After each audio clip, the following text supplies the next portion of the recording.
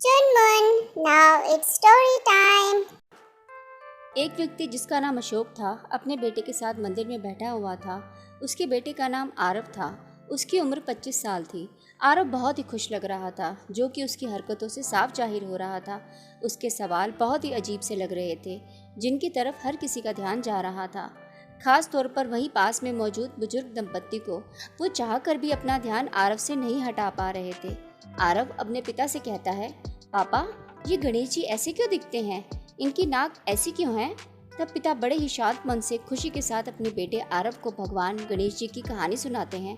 और तब आरव को गणेश जी की नाक, जिसे सूंड कहते हैं, के बारे में पता चल जाता है। आरव ऐसे कई सवाल करता है, जैसे आसमान का ये रंग कौन सा रंग है, पंछी का नाम क्या है, नदी का रंग क्या है। ऐसे अनगिनत सवाल जो कि बहुत ही छोटा बच्चा अपने माता पिता से करता हो। उस बुजुर्ग दंपत्ति को बहुत ही आश्चर्य होता है और वो दोनों आपस में बातें करने लगते हैं, जिसे देख आरव के पिता को कुछ महसूस होता है, पर वो कुछ कहते नहीं और मुस्कुराते हुए अपने बेटे के सवालों का बड़े ही प्यार से जवाब देते रहते हैं।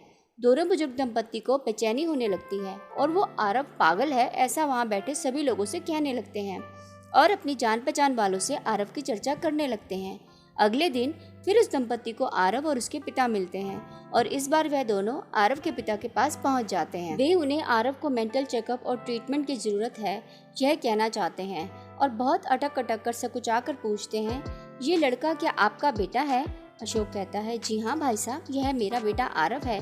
दंपत्ति के मन में कुछ तो है जो अशोक को समझ आने लगा था। तब अशोक उनसे कहता है कि आप दोनों कुछ कहना चाहते हैं तो कह सकते हैं। तब वे दोनों हिम्मत करके कहते हैं कि बुरा मत मानिएगा, आपने कभी आरव को किसी डॉक्टर को दिखाया? तब अशोक ने कहा, किस बात के लिए मुझे आरव को डॉक्टर को दिखाना चाहिए? वो तो एकदम चुस्त दुरुस्त है। तब वे दोनों और भी हैरान हो जाते हैं और हिचकिचाते हुए कहते हैं, अशोक जी, आपके बेटे की कदकाठी देखकर लगता है कि वह लगभग 25 वर्ष का होगा, लेकिन इसकी हरकतों से तो यह लगता है कि यह कुछ 3 से 5 साल का बच्चा है।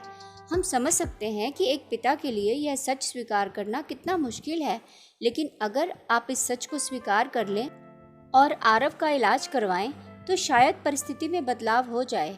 अशोक को हंसी आ जाती है। यह देख दंपत्ति को और भी हैरानी होने लगती है। तब उन दोनों के चेहरे का भाव देखकर अशोक उन्हें कहता है कि भाई साहब, सच वह नहीं जो आप समझ रहे हैं। असल में आरव बचपन से देख ही नहीं सकता था, वह नेत्रहीन था। उसका ऑपरेशन हुआ है और मैं कल उसे सबसे पहले यहाँ लेकर आया। जिंदगी में पहली बार उसने अपनी आंखों से दुनिया को देखा। जानता समझता वो सब कुछ है, लेकिन वो वापस अपने बचपन को जी रहा है और मैं भी उसका साथ दे रहा हूँ। यह सुनकर उस दंपत्ति का सिर शर्म से झुक गया, क्योंकि उन्हें अब अपनी भूल का एहसास हो गया था।